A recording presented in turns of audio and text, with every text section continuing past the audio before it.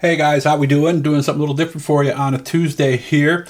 Going back to what ended up being a wonderful experience that both my daughter and I had running with the Syracuse Microd Club at the New York State Fairgrounds in Syracuse. At age 14, she wanted to go racing, and we were fortunate enough to meet the Kuleszo family, John and Leo, pictured here. Michelle was there, and of course their daughter, Isabel, that's her car right there.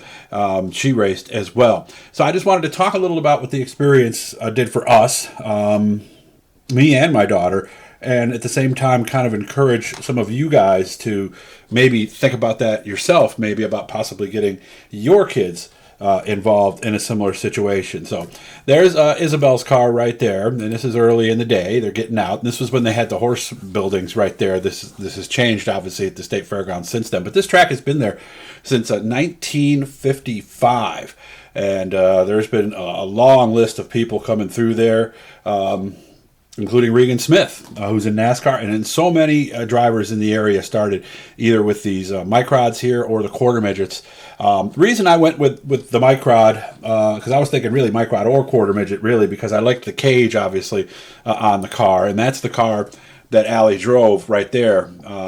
First year, of course, they didn't get a chance to put the new sheet metal or anything on it yet, but very safe car. This was a car that Carl Schartner built, and I liked it because it kind of reminded me of a little modified, with the side panels in there and everything. Very safe car. And again, it was just a wonderful experience. Gave my daughter a lot of confidence. Gave her, like a lot of kids, you need some kind of identity, and this definitely gave her an identity. This is the track. That's the tower on the left there, and that's the start-finish line that you can see there too.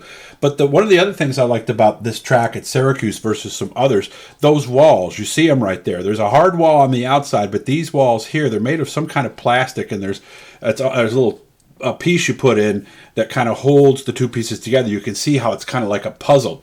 And the big thing with that wall, and that's the area inside, by the way, where the handler would be right there, but that wall gives. So if they hit it, it's not a solid wall. Less damage to the car, less damage to your kid. But that's the area in the middle there with the black and white squares.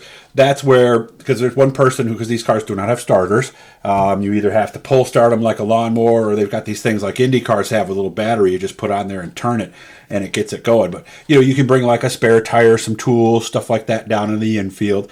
Only one person. They're not allowed to give hand signals or take any video from down there. And same thing with the crowd. So it's a nice, safe situation. This is looking down towards turn number 1, and there's rumble strips on the inside of the corners. I mean, there you can see the rumble strips right there. Don't hit those, by the way. Allie ran over those pretty hard one time. And you know how much those little shocks on the microds went for at the time? And I'm sure they're more today than they were then. But $180, I was surprised. But, anything that's racing, it's going to, be that way. That's the staging area right there. So that's where you see they got the different lanes there and everything. The board goes up in there, and that's where they'll sit in the car while they're ready. So again, far off the track. This wall here, all the time I was there, I think I only saw 1 or 2 cars hit that wall, but you can see there's tires back behind it. And this is turns 1 and 2 looking out from that staging area that I just showed you. And there's Allie getting ready to push the thing out. Learn a lot about responsibility in a situation like this when you're young and you're driving a race car like that. And it really taught her a lot. Took her a while to catch on because she came in really with no experience, just a little video game experience. But once she started to get it, and the change was almost immediate. This is a car Frank Dahl's son, oldest son, drives this one here, and he's quite the little racer too. And you guys know Frank from various forms of racing. But the reason I put this up, I wanted to encourage you guys. It's still not too late. There are teams out there who have multiple cars, so go to the Syracuse Microd Club. There's also people selling cars. These things are not expensive. And it could be exactly what your kid needs to change their life, give them another perspective on things. You can see the cars look very cool.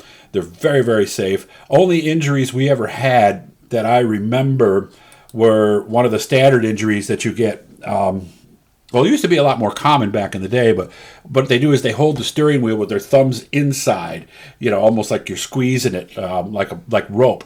And what happens then is if you do hit the wall, nobody is strong enough to prevent that car or that steering wheel from yanking out of your hands. And so I remember one person had a broken thumb, another broken wrist, and it's a fairly common injury in racing, especially when people are getting started because they just don't know how to grab the steering wheel properly. So there you can see where the engine is. Allie had a nice helmet, and you can see 5-point harness for her inside the car, so she was very, very safe.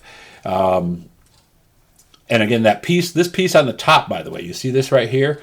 That's on there. So like, say the car ended up on its side.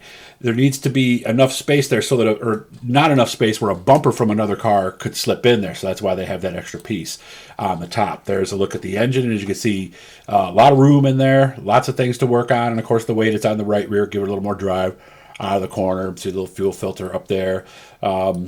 So very, very safe cars. You can make pit stops in the infield during the race too. So if there's a yellow out, they can go in. And of course, obviously, they have to go at the back of the field. But it's encouraged. This is what learning is about in racing.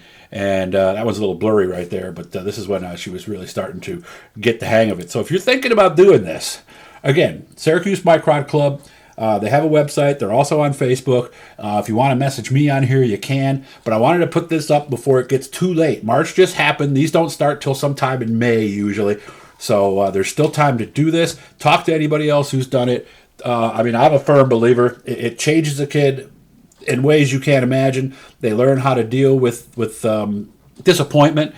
You can be running around out there and a wreck happens in front of you and you get pushed into it or a tire goes down. It teaches them that things don't always work out the way that you'd like, and it teaches them how to deal with that when that does happen. And the other little side benefit of the whole thing here is, boy, when they get to get their license, they actually get on the road, they're obviously going to pick that up a lot quicker. And I've heard stories about people who did this who haven't had an accident in their whole life. So, again, make sure to look that up. Message me if you want. Hit the little blue E down there, guys. But I just wanted to make sure I put this up to encourage you who have younger kids. And Allie didn't start till she was 14, so it's never too late to get them in. And she did it for 3 years, and it was something that changed her as a person for her life. And really nothing but positives come out of this. Although there are some quiet rides home on the tough nights. So think about it, guys. I hope you like the other one. We'll be back tomorrow. I'm hitting the road tomorrow, and I'm hitting the road Thursday for some more stuff. And we got something else coming up pretty cool that I think you guys are going to like happening next week. Hopefully we're going to get a chance to show you exactly how these cars go together.